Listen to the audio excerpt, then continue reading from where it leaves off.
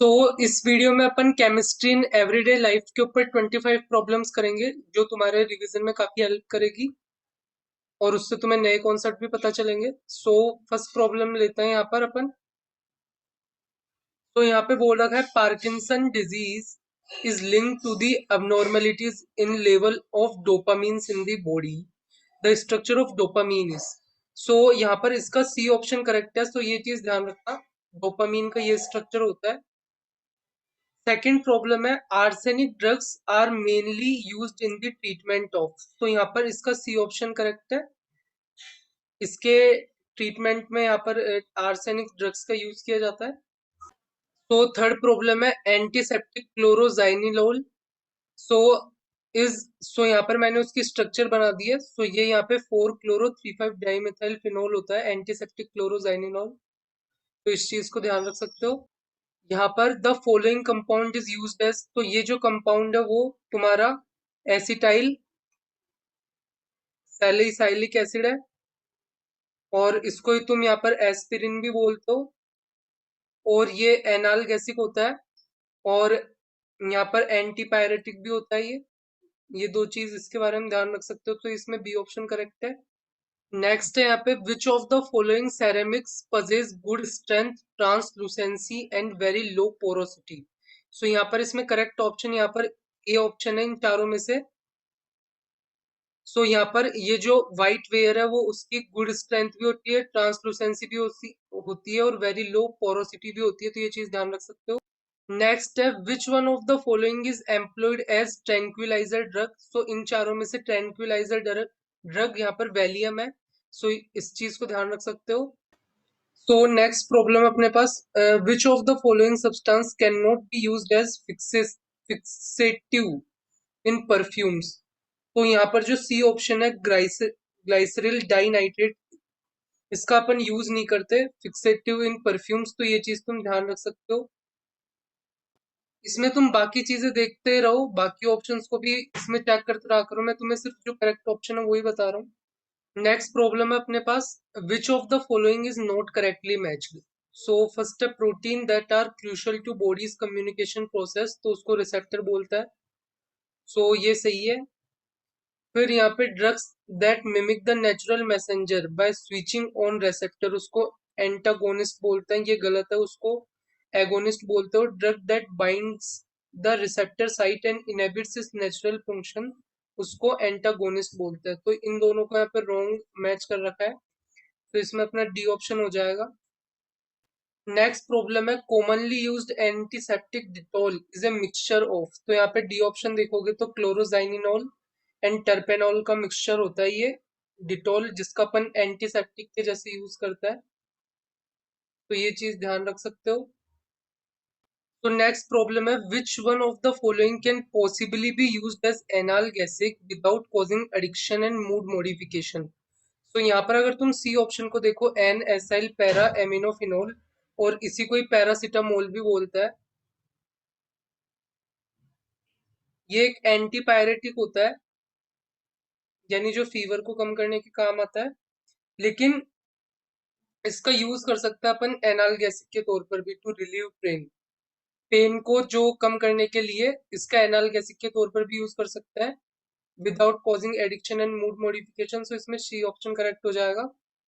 Next है अपने पास problem the indicator used in titration of strong acid and strong base is.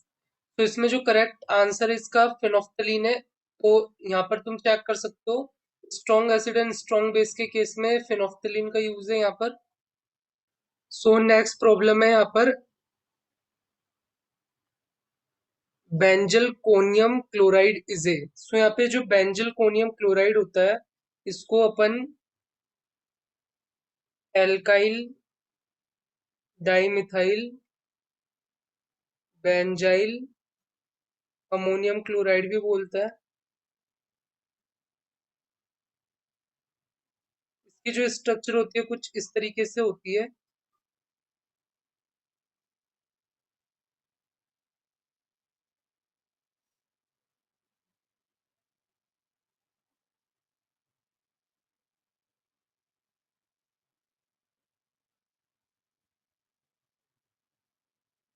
तो इस तरीके से यहाँ पे इसकी स्ट्रक्चर होती है, जहाँ पे n की वैल्यू 8, 10, 12, 14, 16, 18 इस टाइप की है ये। सो ये एक nitrogenous cationic surface active agent होता है, कैटाइनिक सरफेस एक्टिव एजेंट, और belonging to the quaternary ammonium group. और इसका यूज किया जाता है एंटीसेप्टिक के जैसे। कैटाइनिक सरफेस एक्टिव एजेंट होता है belonging to the quaternary ammonium group, और इसका यूज किया जाता है एज ए एंटीसेप्टिक। तो ये चीज तुम ध्यान रख सकते हो। तो नेक्स्ट प्रॉब्लम है सेलेक्ट द इनकरेक्ट स्टेटमेंट। तो यहाँ पे पड़ता है Equanil is use to control depression and hypertension. So ये सही है यहाँ पर। Mifepristone is a synthetic steroid used as morning after pill. ये भी यहाँ पर सही है। 0.2% of the phenol is an antiseptic while 1% of the solution is disinfectant। ये भी सही है। And a drug which kills the organism in the body is called bacteriostatic। Bacteriostatic नहीं बोलते उसको, यहाँ पर अपन बैक्टीरिसीडल बोलता है, जो किल करता है। और जो उसकी ग्रोथ को रोकता है उसको यहाँ पर अपन बैक्टीरियोस्टैटिक बोलता है। ये किल नहीं करता है यहाँ पर, बल्कि ऑर्गेनिज्म की ग्रोथ को रोक देता है। बाकी ये जो बैक्टीरियसीडियल होता है ये किल कर देता है। सो बाकी ये तीनों ऑप्शन यहाँ करेक्ट है, फोर्थ ऑप्शन इसमें रॉन्ग होगा, तो ये अपना आंसर हो जाएगा। नेक्स्ट प्रॉब्लम है antibiotics that are effective mainly against gram positive और gram negative bacteria is X, and antibiotic that are effective against a single organism or disease are Y।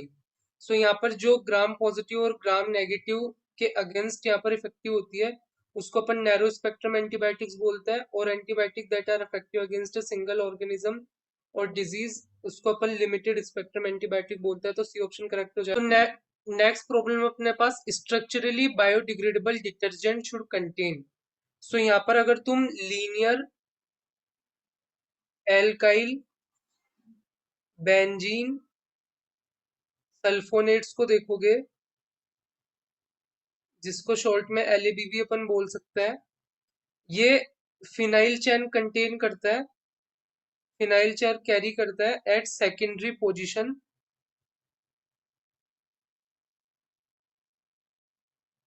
और ये जो लीनियर एल्काइल बेंजीन सल्फोनेट्स होता है वो phenyl चैन contain करता है और ये बायोडिग्रेडेबल होता है। सो ये structurally biodegradable detergent should contain इनमें से फिनाइल साइड चैन तुम बोल सकते हो यहाँ पर।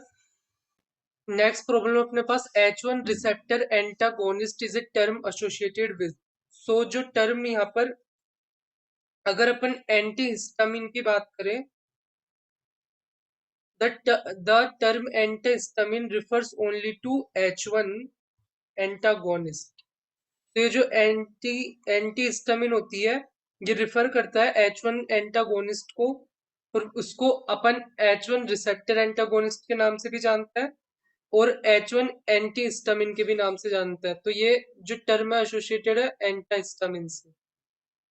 तो यहाँ पे जो एंटी हिस्टामिन होता है रिफर्स करता है only to H1 antagonist which is also known as H1 receptor antagonist and H1 anti histamine. तो ये जो टर्म है H1 रिसेप्टर एंटागोनिस्ट ये एंटी हिस्टामिन से रिलेटेड है। नेक्स्ट है यहाँ पे which of the following is not true. So यहाँ पर है some disinfectant can be used as antiseptic. तो ये सही है। Sulfadiazine is a synthetic antibacterial. ये भी सही है। Aspirin is analgesic as well as antipyretic. ये भी सही है।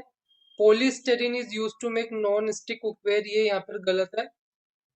नेक्स्ट है which of the following forms the base of talcum powder. तो पूछा है which of the following forms the base of talcum powder. तो जो मैग्नीशियम हाइड्रोसिलिकेट होता है वो बेस बनाता है टेल्कम पाउडर का। तो नेक्स्ट प्रॉब्लम में अपन को पूछा था structure given below is also known as. तो इस स्ट्रक्चर को ध्यान से देखो, इसको अपन पेनिसिलिन जी के नाम से जानते हैं, ये चीज तुम ध्यान रख सकते हो। इस स्ट्रक्चर को ध्यान से देखो और इसको अपन पेनिसिलिन जी के नाम से जानते हैं। नेक्स्ट है यहाँ पर most of the deodorants contain aluminium salts because they. तो यहाँ पर जो एल्यूमिनियम साल्ट्स जो प्रेजेंट होते हैं डिओडोरेंट्स वो करता है act as a antibacterial agent, तो एंटी बैक्टीरियल एजेंट की तरह एक्ट करता है। सो ये इसका रीजन है कि मोस्ट ऑफ द डिओडोरेंट्स यहाँ पर एल्यूमिनियम साल्ट्स रखता है। तो नेक्स्ट है chemical substance used by insect for communication are called, जो केमिकल सब्सटेंस है जो इंसेक्ट यूज करते हैं कम्युनिकेशन के लिए, उसको यहाँ पर ए ऑप्शन में जो बोल रखा है वो बोलते हैं यहाँ पर फेरोमोन्स। सो इस चीज को ध्यान रख सकते हो। तो नेक्स्ट है एंटीसेप्टिक एंड डिसइंफेक्टेंट आइदर किल और prevent the growth of microorganism, identify which of the following statement is not true। तो यहाँ पर 0.2% solution of phenol is antiseptic while 1% solution act as disinfectant, ये वाली चीज सही है। डिसइंफेक्टेंट हार्म होता है लिविंग टिश्यूज के लिए, ये भी सही है। Chlorine and iodine used as strong disinfectant, ये वाली भी चीज सही है। जो dilute solution of boric acid होता है एंड हाइड्रोजन पेरोक्साइड, वो स्ट्रॉन्ग एंटीसेप्टिक नहीं होता, वो वीक एंटीसेप्टिक होता है यहाँ पर। तो इस चीज का ध्यान रख सकते हो। तो ये ऑप्शन यहाँ पे अपन को रॉन्ग दे रखा था, तो ये बी ऑप्शन हो जाएगा अपना। नेक्स्ट प्रॉब्लम है the substance which is not an artificial sweetener. तो यहाँ पे तुम्हें पता है कि जो सुक्रोज होता है वो यहाँ पे नेचुरल स्वीटनर होता है, बाकी जो ये एलिटेम है, सैकरीन है, सुक्रालोज है, ये आर्टिफिशियल स्वीटनर्स है। सो नेक्स्ट प्रॉब्लम है an antibiotic with broad spectrum acts on different antigens. तो यहाँ पे सी ऑप्शन करेक्ट हो जाएगा। एक चीज वापस एक बार वापस देखते हैं, antibody with broad spectrum act on different antigen, ये तुम ध्यान रख सकते हो। SLV3 यूजेज प्रोपेलेंट्स, तो जो SLV3 यूज करता है सॉलिड प्रोपेलेंट्स, तो ये चीज तुम ध्यान रख सकते हो।